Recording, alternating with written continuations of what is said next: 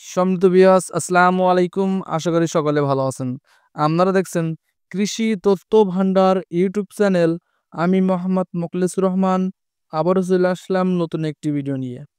আজ এই ভিডিওর মাধ্যমে আমরা আমন ধানের উচ্চ ফলনশীল বিধান ৭৫ সম্পর্কে জানবো জাতের বৈশিষ্ট্য, এ জাতের বিশেষ প্রয়োজনীয়তা, জীবনকাল, ফলন কেমন ও চাষাবাদ পদ্ধতি ও সার ব্যবস্থাপনা পদ্ধতি সম্পর্কে আজ আমরা বিস্তারিত জানবো। সম্মানিত ভিউয়ার্স, ভিডিওটি স্কিপ করবেন না, ভিডিওটি দেখবেন। ভিডিওটি ভালো লেগে থাকলে চ্যানেলটি অবশ্যই সাবস্ক্রাইব করবেন, পাশে থাকা বেল আইকনটি বাজিয়ে দিবেন যাতে পরবর্তী ভিডিও আপনি সাথে সাথে পেয়ে যান।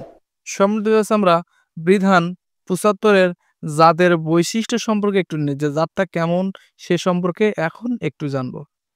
আধুনিক উপসি ধানের সকল বৈশিষ্ট্য বিদ্যমান। পূর্ণবয়স্ক গাছের উচ্চতা ১০১ থেকে ১১০ সেন্টিমিটার। কাণ্ড শক্ত, হেলে পড়ে না, শীষ থেকে ধানও ঝরে না। দিকপাতা খাড়া, প্রশস্ত, লম্বা এবং পাতার রং গাঢ় সবুজ।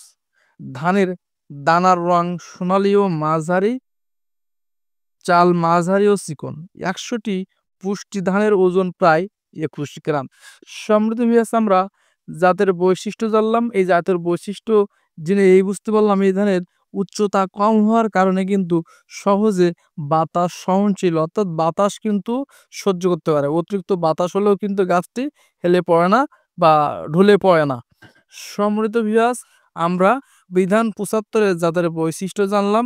এখন জানবো এ জাতের বিশেষ প্রয়োজনীয়তা কি সে সম্পর্কে আমরা এখন জানব। বিধান ৭৫-এর জীবনীকাল বিধান ৩৩-এর মতোই। বিধান ৭৫ জাতের অন্যতম বৈশিষ্ট্য হলো কাণ্ড শক্ত, তাই হেলে পড়ে না, শীষ থেকে ধানও ধরে পড়ে না। চালে সামান্য সুগন্ধি আছে, তবে রান্না করার সময় সুগন্ধিটা অনেকই বেশি পাওয়া যায়। সারের মাত্রা অন্যান্য উপসি জাতের চেয়ে ২০% কম লাগে। সমৃদ্ধ ভিউয়ার্স, এখন আমরা জানলাম এ জাতের বিশেষ প্রয়োজনীয়তা। এখন জানবো বিধান ৭৫-এর জীবনীকাল। আমরা একটা ধান জমিতে রোপণ করব বলে ঠিক করলাম, ওই ধানের A to Z সার ব্যবস্থাপনা পদ্ধতি থেকে শুরু করে যাদের বৈশিষ্ট্য, চাল কেমন, জীবনকাল কেমন, বিঘা প্রতি ফলন কেমন বা হেক্টর প্রতি ফলন কেমন, সেগুলো কিন্তু আমাদের অবশ্যই জানা উচিত। সম্মানিত ভিউয়ার্স, আমরা এখন জানবো বিধান ৭৫-এর জীবনকাল কেমন সেটা আমরা এখন জানবো। এ জাতের গড় জীবনকাল ১১০ থেকে ১১৫ দিন। সম্মানিত ভিউয়ার্স, এটা কিন্তু আমরা অধিকাংশে রোপণ করতে পারি কিন্তু বিধান ৭৫। যারা আমরা রবি শস্য চাষাবাদ করে থাকি উঁচু জমিতে, তারা আমরা অবশ্যই কিন্তু বিধান ৭৫ রোপণ করতে পারি। এই বিধান ৭৫ রোপণের মাধ্যমে কিন্তু আমরা এক জমিটা রবি শস্যর মাধ্যমে বারবার ব্যবহার করে অধিক পরিমাণ লাভবান হতে পারি। আমরা ধান উঠে যাওয়ার পরপরই আলু, গম, সরিষা আমরা ইত্যাদি ফসল আমরা লাগাইতে পারি রবি শস্য। সেগুলো এই ৭৫ ধান চাষাবাদের মাধ্যমে। ৭৫ ধান চাষ করলে আমাদের এই দিক থেকে অনেক সুবিধা পাবো। সমৃদ্ধ ভিউয়ার্স, আমরা এখন ফলন কেমন জানবো। বিধান ৭৫-এর ফলন হেক্টর প্রতি ৫ টন, তবে উপযুক্ত পরিচর্যা পেলে হেক্টর প্রতি ৫.৫ টন পর্যন্ত ফলন দিতে সক্ষম।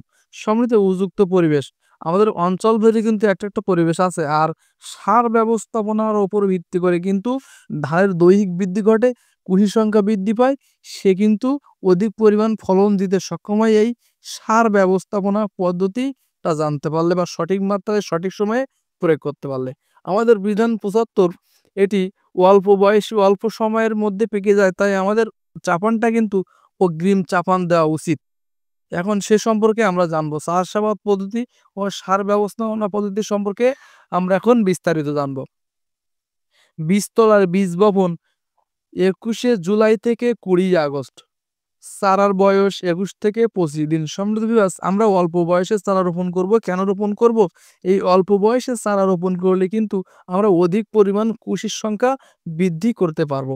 ইউরিয়া সারের মাধ্যমে, জিঙ্কের মাধ্যমে, থিওবিটের মাধ্যমে কিন্তু আমরা অধিক পরিমাণ কুশির সংখ্যা বৃদ্ধি করতে পারবো।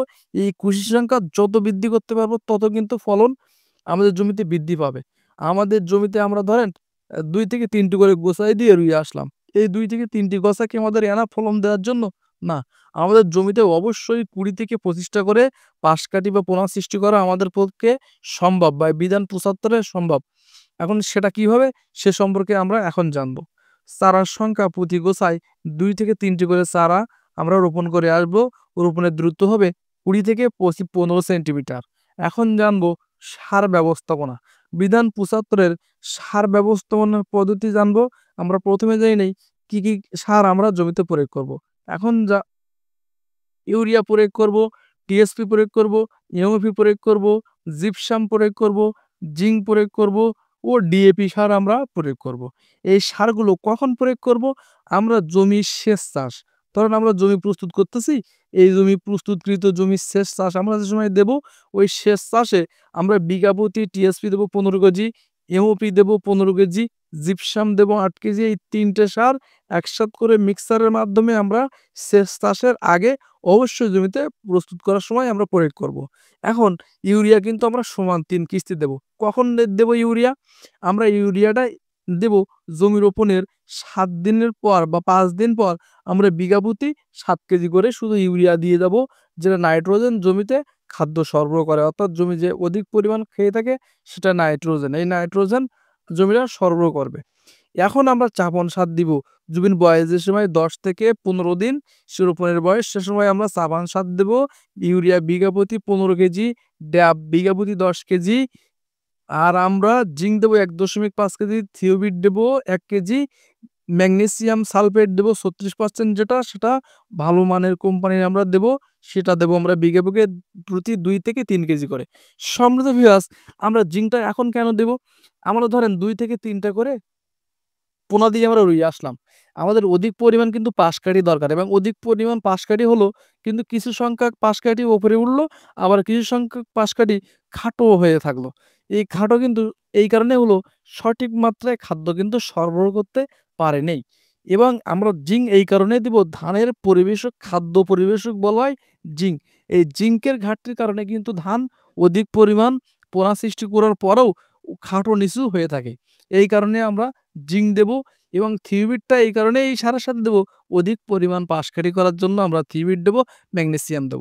সমৃদ্ধ ভিউয়ার্স, তাহলে আমরা কায়স্থল আসার আগে, জমিতে যে সময় কায়স্থল আসবে তার আসার আগে আমরা বিঘা প্রতি ইউরিয়া দেব 10 কেজি, এমওপি দেব আবার 10 কেজি, দিয়ে আমরা 3টি চাপান শেষ করে দেব।